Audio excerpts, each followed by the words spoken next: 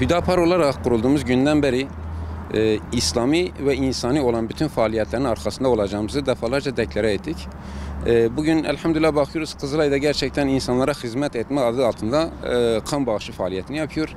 Biz de Bağlar yönetimi olarak, ilçe gençlik kolları olarak bugün Ceylan AVM'nin önünde bulunan Kızılay şubesine inşallah kanlarımızı verdik. Malumunuz daha önceden de pandemi başladığı zaman da yine kan bağışı yapmıştık. Gerek yönetimimizle, gençlik kollarımızla. Bugün de inşallah bunu yaptık.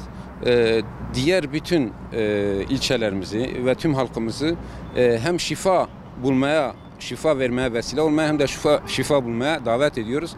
İnşallah herkes bu kan bağışında bulunursa hem kendisi için hem de toplumu için inşallah faydalı bir durum olur. Biz geçen hafta il başkanı olarak ve ilçe başkanı olarak gittik. Bölge müdürlüğünü ziyaret ettik.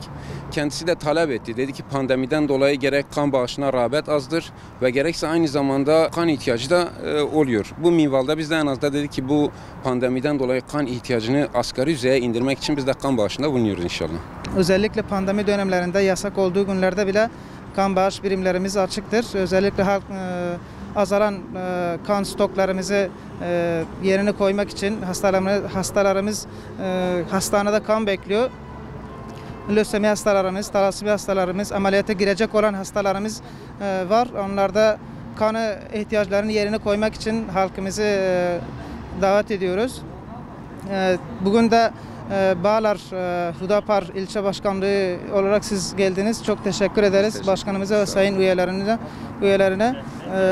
Halkımızı bekliyoruz. Tekrar kanlar azalan stokları yerine koymak için halkımızı bekliyoruz kan bağışları merkezimizde. Yasak olduğu günlerde 168 çağrı merkezinden veya kanver.org'dan randevu alıp gelebiliyorlar veya mesajlara güvenlik güçlerini göstererek herhangi bir ceza almadan gelip kanlarını verebilirler.